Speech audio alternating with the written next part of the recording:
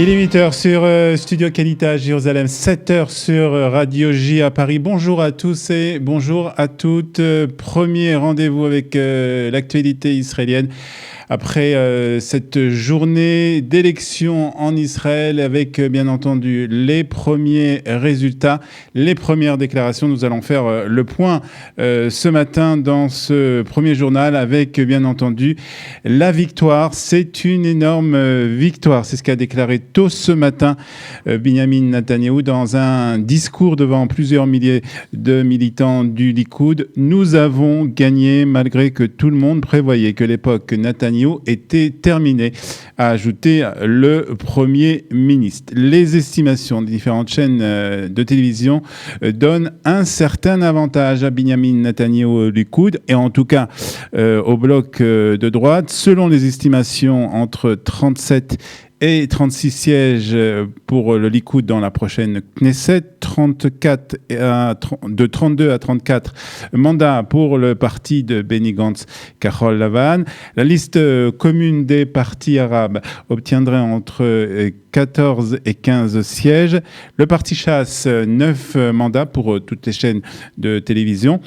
Toujours selon les estimations, Yahadut Torah et Israël Beitenu obtiendraient chacun entre 6 et 7 sièges. Le parti de Naftali Bennett Yemina avec 6 mandats pour les estimations des chaînes de télévision. Enfin, grosse déception pour l'union des trois partis de gauche, le parti Avoda, Meretz et Gesher, qui, selon les estimations, serait seulement entre 6 et 7 députés dans la 23e Knesset. Un rapide décompte des sièges nous montre que le bloc de droite arrive donc à 59 sièges. Le bloc de gauche, centre et des partis arabes obtiendrait entre 54 et 55 mandats selon les estimations.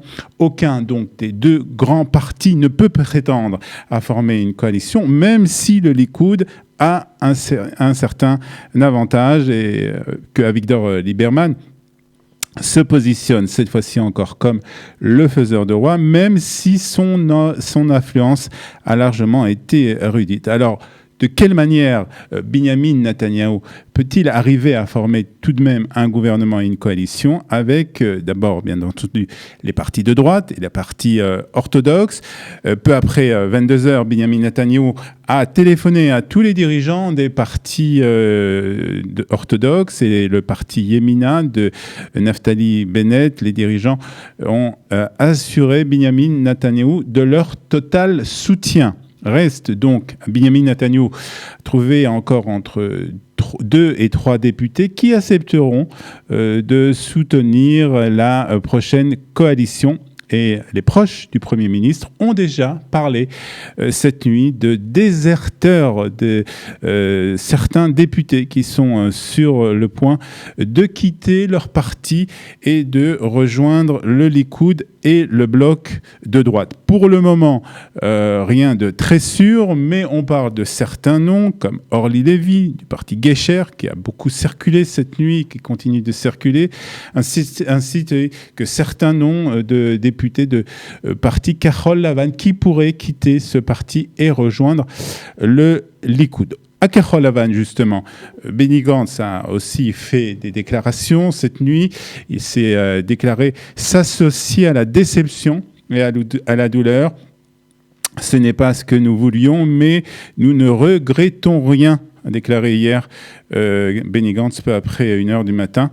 Devant donc les militants de Kahol Lavan. Nous ne renoncerons pas à nos principes, a ajouté Benny Gantz, qui sera visiblement le chef de l'opposition dans la prochaine Knesset. L'un des résultats, sinon le résultat le plus décevant de ces élections, c'est bien entendu les partis de gauche, le parti travailliste, Meretz et Gesher, qui arrivent difficilement à 6 mandats. Hier, Amir Peretz, président du Parti travailliste, a trouvé un responsable à cette défaite. Il s'agit de de Kahol Lavan et de Benny Gantz. Amir Peretz a accusé la campagne irresponsable de Kahol Lavan. Orly Levy du parti Gesher a démenti, elle, les rumeurs selon lesquelles elle pourrait déserter l'association donc avec le parti travailliste et Meretz et rejoindre Binyamin Netanyahou. Rien n'a changé. Nous allons continuer dans notre lancée, a déclaré Orly Levy. Un mot aussi d'Avigdor Lieberman et de son parti Israël Beitenu qui a perdu entre 2 et 3 députés par rapport à la 22e Knesset. Avigdor Lieberman a déclaré, lui, qu'il n'aura pas de 4e élection, qu'il n'y aura pas de 4e scrutin, en tout cas prochainement, mais a ajouté dans un même souffle qu'il ne se joindra pas à un gouvernement dirigé par Binyamin Netanyahou avec les partis orthodoxes religieux. Notons aussi que le scrutin s'est déroulé hier sans incident particulier. La commission électorale de la 23e Knesset a permis aux personnes qui sont en quarantaine après avoir été exposées au coronavirus de voter. Des urnes spéciales étaient disposées un peu partout dans le pays.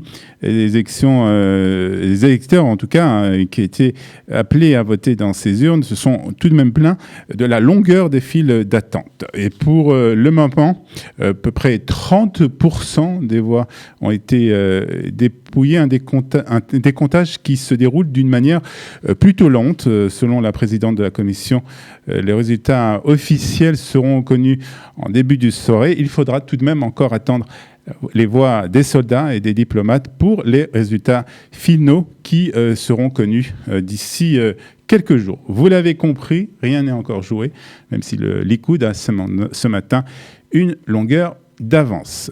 On termine par la météo de ce mardi 3 mars. Beau soleil sur l'ensemble du pays aujourd'hui.